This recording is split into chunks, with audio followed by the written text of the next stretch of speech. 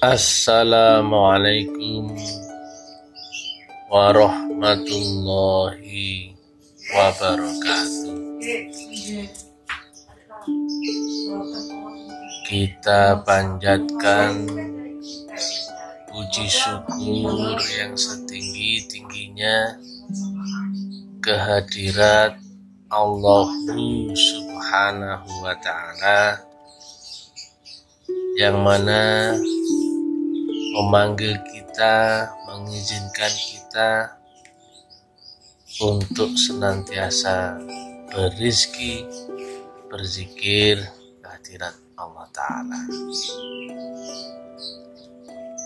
Seperti biasa, kita akan lanjutkan dengan uraian taklim ala kadarnya yang kita niatkan menjolok ridhonya, kasih sayangnya, Rahman Rahimnya. Menjolok ini sangat penting dikarenakan adaptasi dengan segala variabel yang ada di alam mutlak, sementara kita di alam relatif, ya pasti tidak satu dimensi. Maka untuk menjolok sendiri itu adalah mutlak, mesti dikerjakan.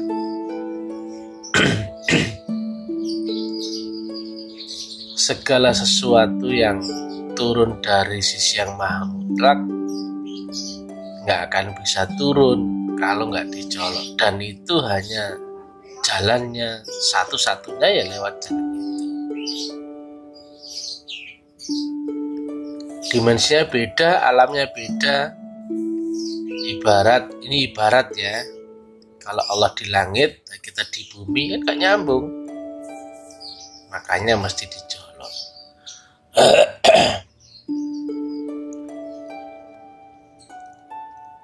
Nah, untuk kesempatan ini, mari kita coba urai bagaimana rumusannya, cara untuk menjolok karunia Allah Ta'ala.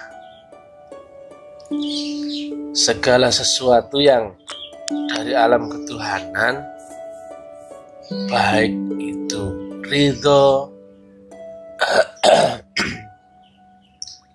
kasih sayangnya, Rahman Rahimnya, berkahnya, rizkinya, itu kan mutlak, maka mesti dijolok. Nah, bagaimana teknisnya kita di alam relatif dan Allah di alam mutlak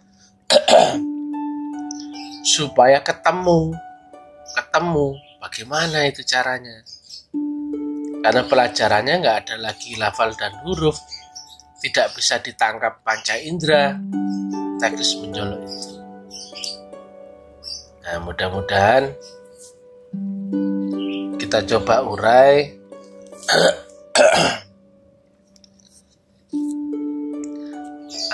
Ada syarat rukunnya menjolok itu, ada adab syariatnya, lewat proses itu, dan ada pula adab hakikatnya. Tapi ini hanya berlaku bagi orang-orang yang ada di dalam lingkaran, tidak berlaku bagi yang awam. Rumusan ini di alam syariat itu kita ibaratkan gaya mendatar. Misalkan gaya mendatar itu sumbu X, maka perjuangan syariat di sumbu X ini mesti mati-matian, sungguh-sungguh berjuang, istiqomah, kemudian tidak takut, maju terus, berkorban dan berjuang yang mati-matian. Mulai akalnya dipakai, tenaganya dipakai.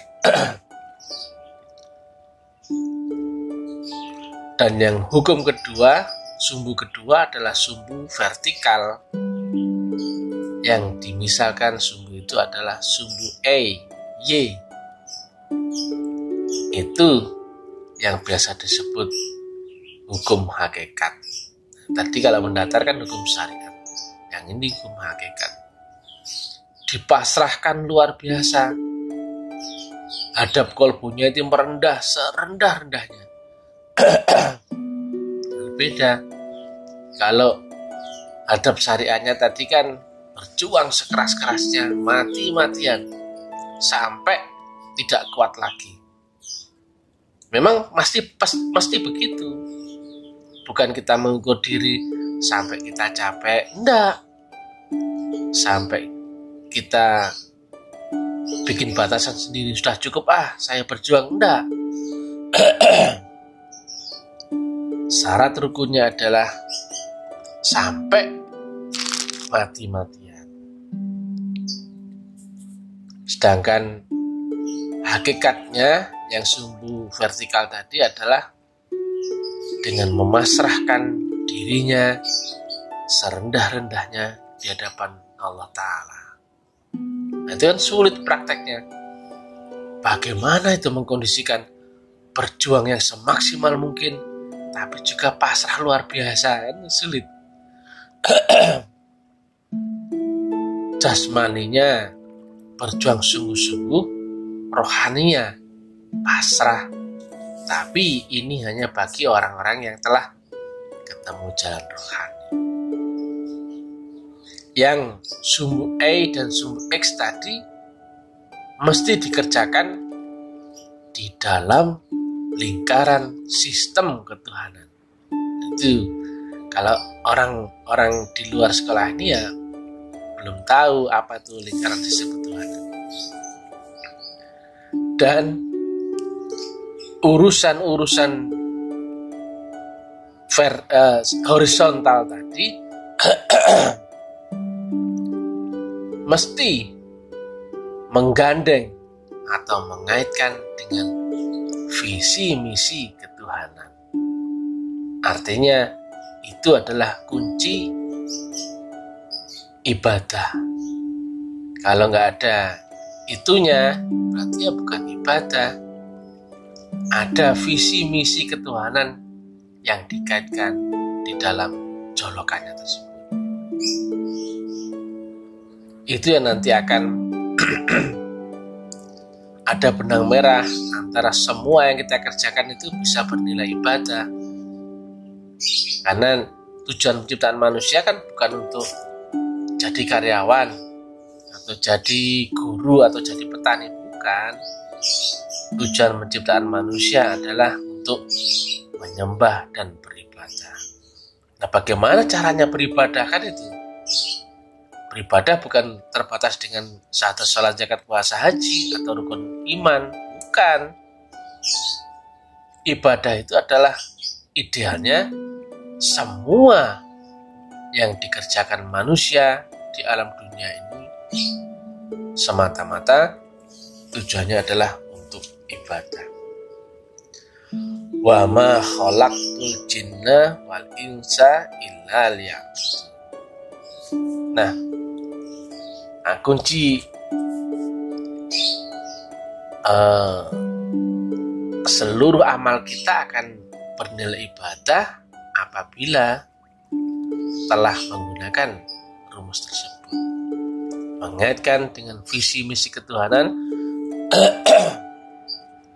dan menyertakan potensi ketuhanan. Nah, menyertakan potensi ketuhanan ini bentuk konkret dari Yang tadi kami sampaikan adalah kita mesti di dalam lingkaran sistem ketuhanan. Itu otomatis dengan sendirinya kita akan terpotensi.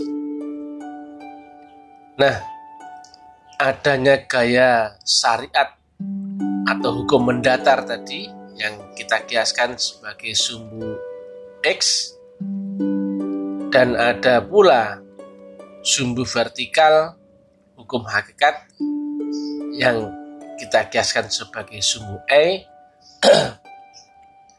Maka ketemunya dua sumbu atau ketemunya dua gaya tadi, yaitu gaya horizontal dan gaya vertikal, maka akan muncul resultantenya atau gaya baru. Ini yang dicari. Artinya ini. Nah, tadi kan hukum aksi. Nah, di resultante inilah hukum reaksi daripada Allah Ta'ala. Kalau dalam bahasa kitab disebut sebagai pahala. Bukan. Nah, diartikan orang kan pahala itu kan ganjaran, dapat ini, dapat itu. Nah,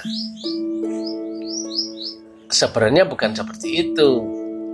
Pahala itu adalah hukum reaksi Allah menjawab hukum aksinya manusia. Nah, itu sederhananya kalau kita lihat dengan perspektif sebuah ilmu teknologi, ilmu eksak seperti itu. Jadi ada hukum syariat, ada hukum hakikat, maka ketemulah gaya makrifat. Artinya jawaban atau reaksi dari Allah Ta'ala. Nah, ini baru ketemu tadi. Kalau Allah ada di dimensi mutlak, kita ada di dimensi relatif. Bagaimana caranya itu? Nah, itu logikanya. Jika nggak lewat jalan syariat dan hakikat, maka makrifat itu nggak ada. Nggak ada jawaban Tuhan. Nggak ada reaksi Tuhan. Jika kita menggunakan hukum syariat saja, kemudian ada jawaban seolah dari Tuhan, itu belum tentu Tuhan. Itu rumusnya. Karena matematikanya demikian, fisikanya demikian, itu ilmu pastinya demikian.